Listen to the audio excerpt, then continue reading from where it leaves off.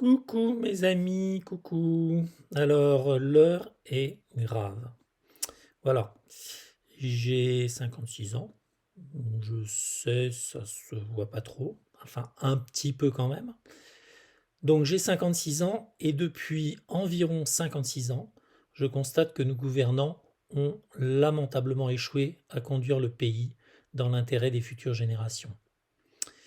Alors, dans moins de 10 semaines aura lieu le premier tour de l'élection suprême en France, celle qui est censée donner la direction vers laquelle nous voulons collectivement orienter l'évolution de notre société.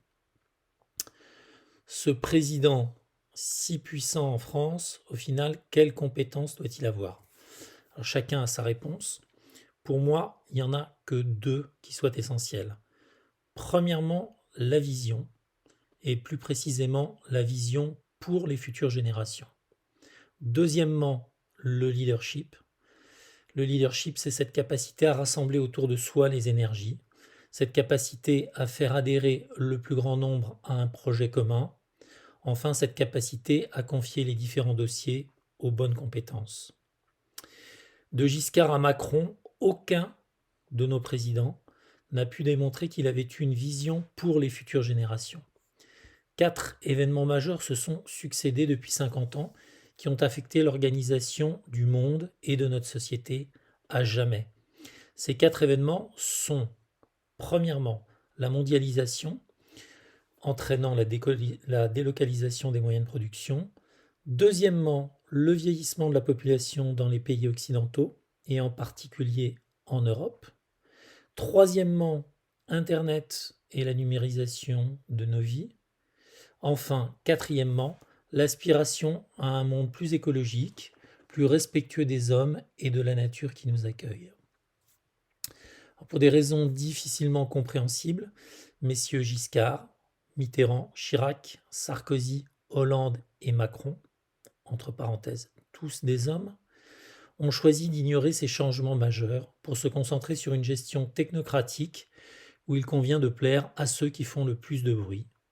Tout ça au lieu d'effectuer des choix courageux et de les assumer jusqu'au bout. Alors, comme je ne serai jamais président de la République, je peux me permettre de me livrer, à l'occasion de cette triste campagne électorale, à un petit jeu. Voilà, j'ai 22 propositions pour 2022. Dans un pays où on est prompt à dépenser toujours plus d'argent sans se demander d'où il vient, en l'occurrence de notre poche de contribuable, dans ce pays champion du monde de la dépense publique, la majorité de mes propositions visent d'abord à faire des économies massives sur le train de vie de l'État.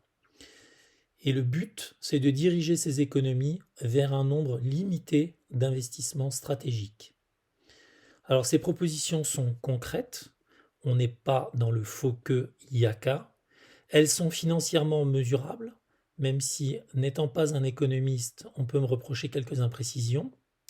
Ces propositions sont en règle générale caractérisées par le bon sens. Elles sont aussi parfois très originales, vous verrez, très provocatrices et peut-être parfois un peu utopistes. Voilà, je vais faire en sorte de vous dévoiler tout ça à raison de 2 ou 3 très courtes vidéos par semaine. Et je commence avec une proposition très originale et hautement symbolique dès demain. Alors rendez-vous à demain. Ciao.